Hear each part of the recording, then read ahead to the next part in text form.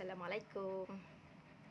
Selamat datang ke kelas Pendidikan Islam tahun 3. Okey. Hari ini Ustazah akan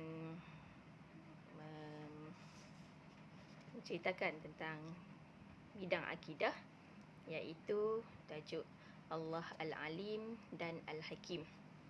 Okey, sebelum tu, untuk makluman kamu, kelas Pendidikan Islam ialah pada setiap hari Khamis pukul 8 hingga 10 pagi. Dan hari ini bertarikh 28 Januari 2021. Okey. Untuk kelas Pendidikan Islam, Ustazah Khairunisa binti Abdullah akan mengajar kamu. Ustazah akan gunakan buku teks sebagai rujukan dan juga buku aktiviti kamu. Jadi Ustazah harap kamu dah membalut kedua-dua buah buku aktiviti dan buku teks tu. Okey, jadi sepanjang PDPR ni Ustazah akan gunakan kedua-dua buah buku tu lah. Okey. Seterusnya kita akan tengok tajuk Allah Al-Alim dan Al-Hakim. Pernah dengar perkataan Al-Alim dan Al-Hakim? Okey, kalau kamu nak rujuk buku teks, maka surat 66 hingga 68. Okey. Okey, kita tengok dulu. Dalam buku teks ada gambar ni, gerhana matahari. Okey, biasa tengok gerhana matahari kan? Pernah berlaku di negara kita, gerhana matahari. Seterusnya galaksi. Okey. Dan juga gambar ketiga iaitu aurora. Okey, di dalam buku aurora dibagi tahu fenomena berupa cahaya terang yang kelihatan di langit pada malam hari, berbentuk jalur atau tirai yang biasanya berwarna merah, hijau atau ungu. Okey.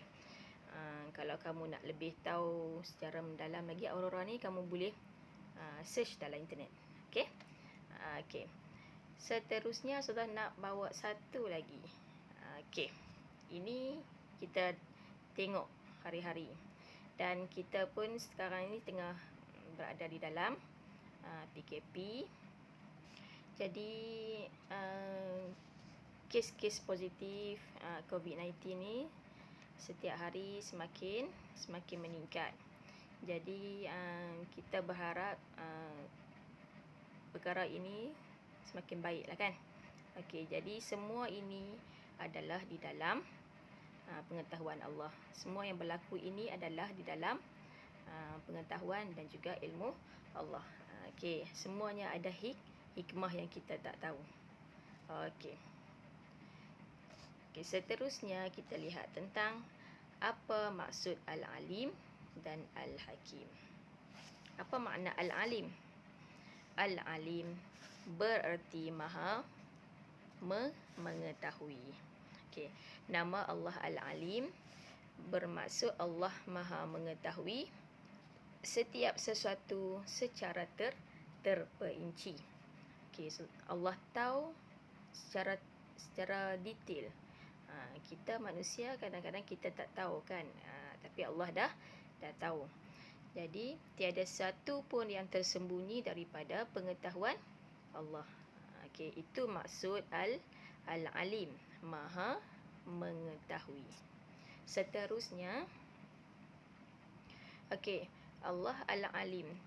Ilmu Allah ini maha luas. Kamu tengok lautan, luas kan? Jadi ilmu Allah ini luas, seluas lautan tu. Kita manusia ni ilmu kita sedikit saja. Okey, jika nak dibandingkan dengan ilmu Allah. Okey, seterusnya kita lihat tentang maksud Al-Hakim. Okey, Al-Hakim ialah maha bijaksana. Okey. Allah maha bijaksana mencipta dan mentadbir alam. Okey, setiap ciptaannya mengandungi hikmah, faedah dan tujuan.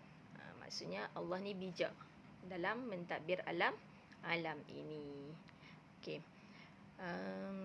Macam kita tengok tadi sudah bagi tahu kes COVID kan. Semuanya dalam pengetahuan Allah dah. Kita tak tahu apa akan terjadi nanti, tapi Allah dah tahu. Jadi semua yang Allah ciptakan itu ada hikmah dia. Okey, jadi kita sama-samalah berdoa supaya negara kita dijauhkan ataupun bebas daripada wabak ni. Kita sama-sama berdoa. Seterusnya, dalil. Dalil naqli nama Allah Al-Alim dan Al-Hakim. Dalil ini, dalil naqli ini ialah dalil ayat Al-Quran.